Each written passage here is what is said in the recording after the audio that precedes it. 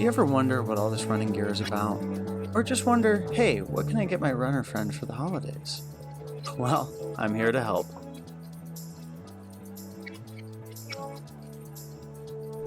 Protect your skin, it'll last longer. Plus, it makes a great gift. Wear it during the summer, wear it during the winter, wear it anytime the sun comes out. All right, just getting started. One of the first things that I'm going to recommend on my gear guide for running, sunglasses. So the Rheos brand are what I'm using right now, and I like them because I think they're a good balance between a light sport sunglass, but they're also floating, which means they work for my paddleboarding too. With sunglasses, I just really think this is important. I know not everybody loves sunglasses, but they protect your eyes, make it easier to see. I use these for all different sports. Another really good model that I'll link down below is Goodr, based on that minimalist perspective. Do you have sunglasses? Do they work? Do they come off your face easily? As if they come off your face easily, they might be a problem.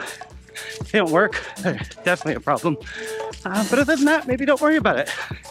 You find out that you're just fine with the ones you already have.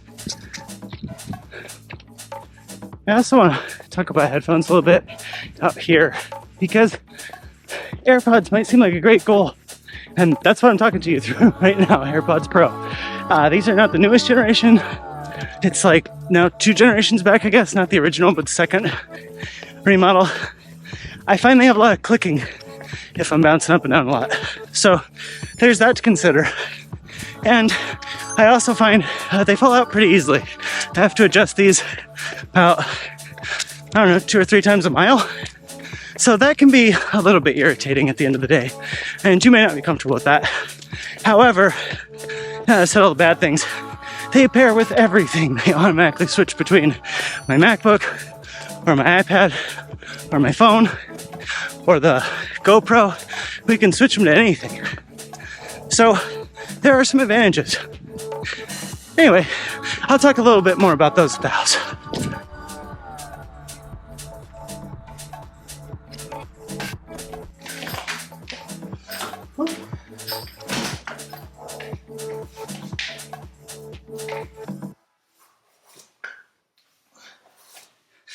Let's go review some gear, huh? Vests. They will hold a lot.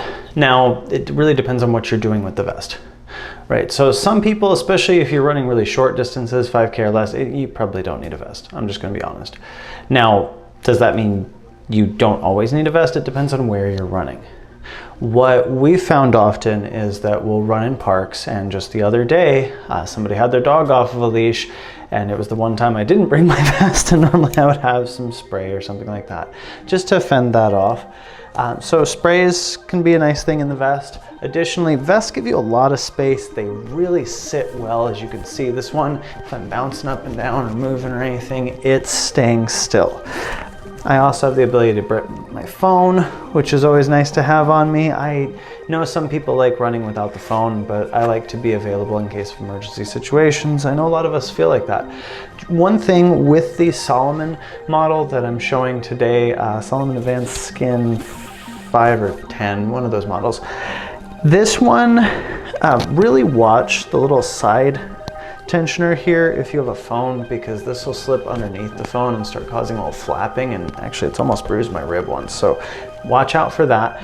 Otherwise though, it's really good. You can hold 2 of these 500 milliliter flasks. That carries a lot of water. Water is always important. If you're going to be out, I generally hear about 45 minutes to an hour or longer.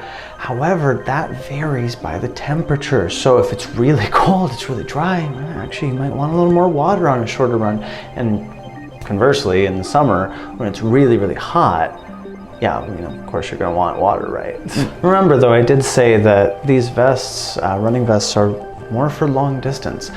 And people who go longer distances, they may have specific requirements. I don't recommend vests as a gift because 1, they're really expensive, and 2, they are very specific to the runner you're dealing with.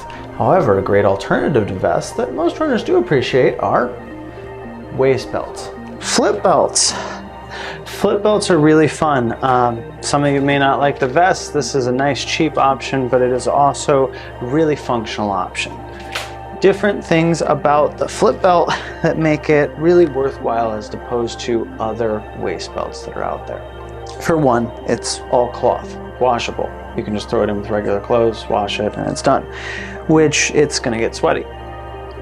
So it also holds a phone because it holds it very securely. I know if it goes anywhere, but to be honest, if I'm on a run and I need to access my phone, I can actually get to it quickly. It also will hold the same keys, has a nice little key line in there. One of my favorite things about this is that I have a water bottle with this one. Now, flip belt's water bottle is just single layer plastic, so it's gonna heat up pretty fast, especially against your skin. I do, however, find that this one works pretty well, especially if you're going for under, say, a 10K run or under an hour. You probably won't need much more water than this. So it works great. And if you really want, you can throw some ice cubes in there. The sealing is actually really good. I haven't had any leaks with it, and it has a simple twist suction type, just like the Camelback systems that we've seen. So fantastic water bottle all around.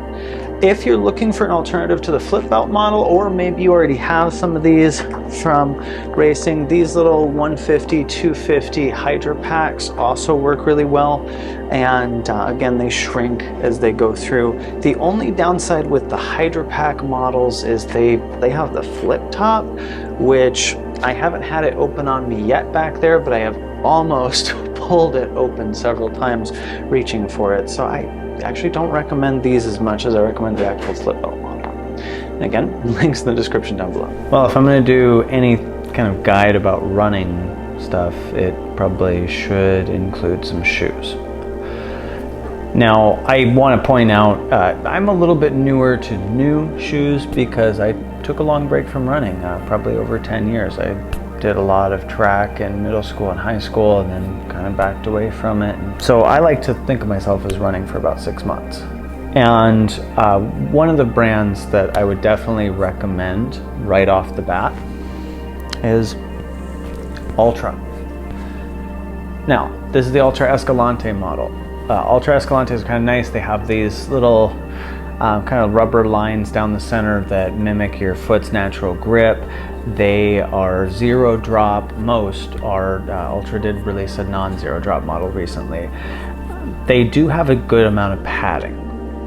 So if you're on the no padding team, the Ultras are probably not going to be the direction you want to go, at least as far as road running shoes go. I feel like I can run in these for a long time, but they do have some arch support. I feel a little bit of toe spring in these as well. Feels like really nice. However, I do find that my form will sometimes suffer a little bit. It gets easy to run the wrong way in Ultras. One small feature of the Ultras that I don't think gets enough credit is the fact that they bring the toe rubber up here just a little bit further than most shoe companies do.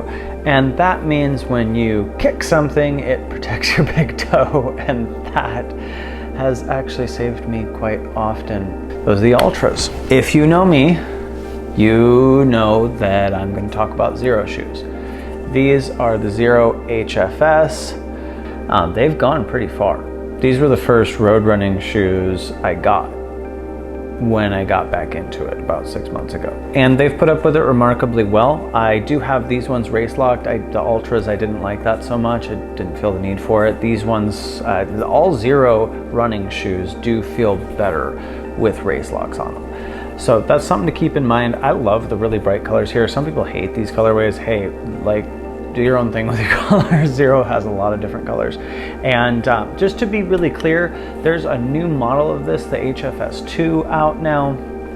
There's the Speed Forces, there's the new Rheos. There are so many different models of road running shoe that are available from Xero. I found that these bright colors used to kind of freak me out, running in bright colors on the sole, because it's gonna get dirty, it's gonna get nasty, it's gonna look funky. But I mean, again, take a look for yourself. 6 months in, retailers like Fleet Feet do carry Altras, but they will usually not carry Xero shoes or other more minimalist shoe brands like that. So just keep that in mind. They are out there. You can kind of research into this. There's a great book called Born to Run that includes a lot of information. That was kind of my turning point for wanting to go into these shoes. But that said, take a look for yourself, you know, run in them, feel them, really read the advice. If you're starting off for your first time and you want to try minimalist shoes, please, for goodness sake, read the advice. Run less, run shorter, protect yourself. I made some big mistakes with minimalist shoes early on, and I tried to run too much. I thought, oh, I can run a couple of miles. No, you can't run a couple of miles for your first time starting. You need to run less than a mile. And you need to build up to it, because you're going to find out, if you haven't run in minimalist shoes before, there's a lot of missing muscle that can get strained really easily if you pile on distance too early. One other quick tip about shoes is don't do too much, right? Don't try too many different shoes. You want to stick with a shoe. If you want a different shoe for race day, that's great. But really, that's probably enough. Unless you're getting into trail, we'll talk about that in a different video. Since we're working through shoes, one thing that a lot of you are going to be probably confused by, I was really confused by, were why are there so many socks? Like, seriously, and what's the difference? Like, do I really need running socks? Probably not. Right? Probably not. If you're running shorter distances, you're running under 10K, you could probably get away with your regular socks, and it may not be a big deal. Well, say you're running in an area that has a lot of heat or a lot of cold, or maybe you have trouble with blisters. Cotton socks especially will cause a lot of blisters. So I'll just make a couple of recommendations of what works for me. Again, I'm using minimalist shoes most of the time. So if you're not using minimalist shoes, some of these aspects may not apply to you so much. So let's first talk about the standard, my go-to, my Reeboks. Yes, these are just regular Reeboks. They're a little extra cushion, and I know that's a little surprising. Mostly minimalist shoe users don't tend to use a lot of cushion, and that's fine. But if you look at the roll up of this guy here, it is pretty thick.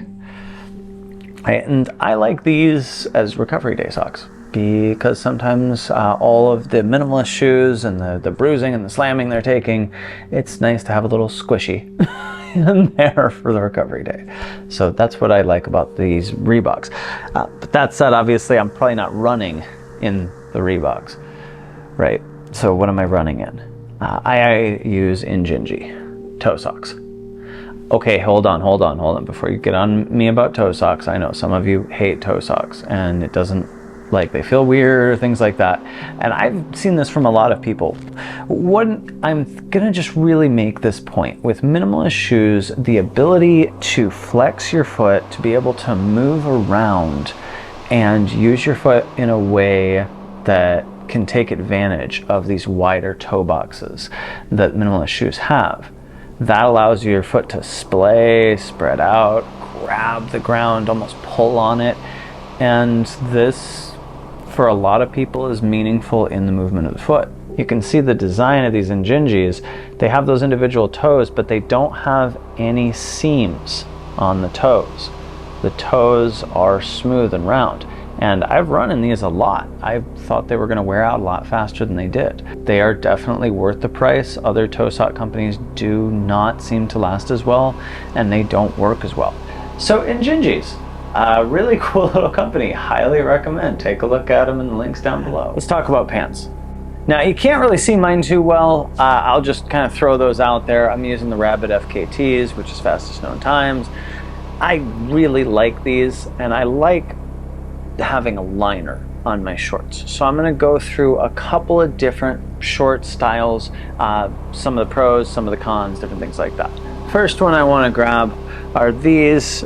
This Rabbit model is a 5-inch, and they have a brief liner. Not the biggest fan of brief liners, and even 5-inch does feel awfully short.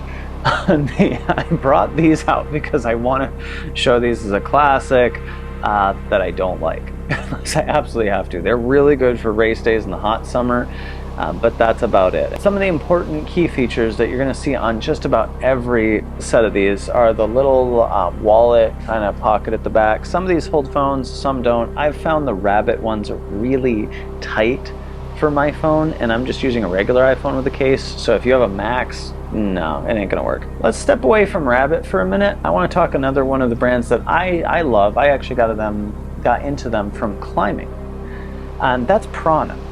And I gotta say, you know, when I first jumped into running, I thought, you know, Rabbit and Vori and all these, you know, and Janji seemed to like hold the market. But what I found is that the Pranas I got, I think I got these on a clearance sale recently, were better than most of the others. And I'll talk about why. So they have a liner, but it's not a brief. It's a full, like, short length liner. That's a pretty big deal because it's more comfortable. I also love the color, right? Solid black. We need to be careful with these liner colors, okay? Another thing it has is this really nice towel loop at the back, so if I wanted to run and carry something with me, I can. This has a bigger zipper at the back, so this one will hold my phone pretty comfortably. Again, iPhone Max, probably not. However, not to worry. The liner short here, unlike, I think I've seen one other company do this, the liner short actually has a cell phone pocket in it. Now again, I do see this usually only fits the regular iPhone. If you have a Max, I don't know, you probably shouldn't run. These actually have side pockets too, traditional pockets. Why don't other running shorts have this? Like you can see, just a regular pocket, but it's amazing. It works really well, especially if I need to throw something in there real quick and I'm finished running. I really cannot recommend these Pranas enough. These are the Peak to Pavement, and I don't know why Prana was moving away from these. Prana, please make more and in more colors, and I will absolutely get more of these because they are fantastic. And lastly, some of you may not like running with built-in underwear. Hey, I get it. Okay, that is a preference thing. So before I talk about this next part, you can do a lot of different shorts when it comes to running. I'm not really going to get into tights because I'm still kind of feeling that out. Same with the joggers. I'll make some recommendations once I've had a little more time to play with those. But shorts I can talk about. And with the shorts, if you're going to wear unlined shorts, I really, really, really recommend you avoid any kind of cotton underwear. You will likely get chafing, and that's not going to be fun. Consider synthetics, could be cheapo Reeboks, Rabbit. I know usually clearances some of their models of underwear regularly, and I've found those work absolutely perfect. But if you are going to wear something with a liner underneath, or you have your own liner or shorts or what have you, tights, check these out. This is a classic from Prana. It's the Mojo short. And the Mojo, I have been using these Mojo shorts for a long time. And these Mojo shorts are really good because they have a Velcro back pocket, which light wallet you probably won't notice slapping around. These waistbands almost never stretch out. I've had some pairs of Mojo for 10 years and the waistband didn't really stretch out that bad. So it lasts a good long time. They don't fade a lot. And one of my favorite things about the Mojo short is should you have to jump in the water for whatever reason, suddenly you can. They're quick dry. They'll survive that. Besides that, they have regular pockets, so these are not like traditional running shorts. They don't have that back center pocket. They have an offset wallet pocket and two regular pockets up front. If you're just starting out, you're gonna want some shorts that you can just throw on and go for a run. Minimalism is about what adds value in these situations. And maybe in the future, I don't need that many. I've thought about letting go of a pair, maybe two, we'll see. But I use them all. They all kind of fit different niches on different days, depending on what I'm trying to do. So running clothing in and of itself, and I think this is true in a lot of what I practice. I see this in the martial arts all the time. People are more serious when they're in a uniform. People, we practice without uniforms. We have whole sections where we do that. And I think it's similar. You can do all the things you do without a uniform per se, but putting on something that you associate with that, whether it's, your running shorts or your, gym shirt or a martial arts gi, right? Or in disc golf, it might be, again, your disc golf shirt, right? Something that you like. Something that helps you connect to that moment and say, this is what I'm doing right now. I'm being very intentional with going out and doing it. Then yeah, it makes sense. And it's also creating that habit. You're making it easy for yourself to go out and do the thing. And whatever it is, whatever we talk about, the more you make it easy for yourself to go out and do this, the more likely you are to do it. Let's talk about shirts. Okay, first things first, shirt I'm wearing. Janji, just got it. Pretty cool, right? I like it because it says run everywhere. That's a really cool sentiment. It says on the front and back, breathes really well, and I like blue. Well, rewatching the video, I realized I went into more detail than you probably need. The most important thing with a technical shirt is that it breathes, that it wicks away moisture, and it keeps you dry. Now, if you want to avoid the farmer's tan, you can definitely look at sleeveless, or just don't wear a shirt in the bright summer. And the longer sleeves, obviously a little more modest. They have some good drape. Different companies make good ones. Prana, Rabbit, Vori. I really haven't met a bad running technical shirt. Also, shirts make great gifts. I'm just going to hold it up so you can see that rubber there on the inside. Really nice, holds the shirt in place, it drapes really well, and the fabric, Rabbit makes really nice fabric for whatever reason. I'm a very touch-oriented person, so I like it, and I like the bright colors. So I'll throw a link for that down below as well. See if I can't send you Rabbit's way. You'll probably be able to catch a lot of good closeouts, sales, things like that from them, and you can get some really good deals on their stuff. So just really look for that. I always recommend shopping clearances.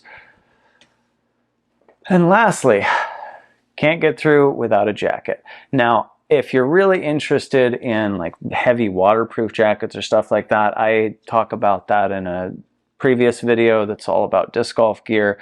I'm not going to get into those because I generally would not run if there's that much water out there. I'll play disc golf because I'm not running, but there are some definite ups and down hills, and I would go slipping and sliding and fall in the creek. So not a great idea. Well, I do have a jacket for you though. And this is a nice one. I really like this model. This one has these really cool, it's kind of hard to see in this light. They have a reflective design on it. And the reflective design is supposed to really pick up when headlights hit it. But otherwise just looks like a black jacket, a pullover. It's not a hoodie, just a regular jacket. And you can see, it doesn't have a lot going on. Just one Rabbit logo. I like it because it's very, very small. It's very thin, and I can wear this while I'm out running without a lot of problem. I can pack it down into a bag, nice and tight, but it's also pretty warm. Headphones. Well, there's a little bit more to headphones than just sounding good when it comes to running. So I brought these out because, yeah, I do have a pair of over-ear headphones I like a whole lot, noise canceling and all the fancy stuff. Here's the thing. They will fall off while I'm running, they will get sweaty while I'm running, and they block out situational awareness. You notice when I was out on the trail, I only had one in.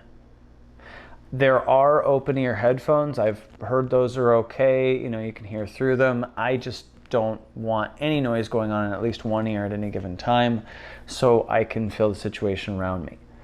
Especially for new runners. I know in other parts of the world you may not be going through this, but in areas like North Carolina, we have a lot of loose dogs.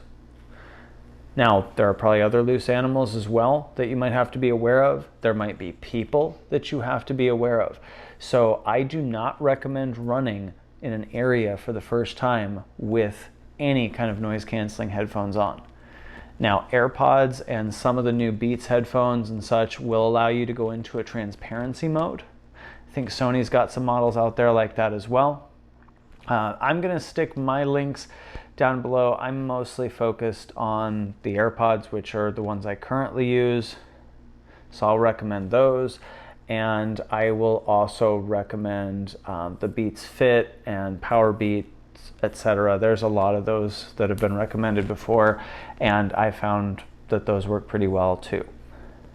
What I will not recommend, because I've seen this a lot, is taking your over-ear headphones like the ones I wore at the start of this video out on a run in the real world. Yeah, I know they work in the gym. I know they might feel great on a treadmill, and that's cool.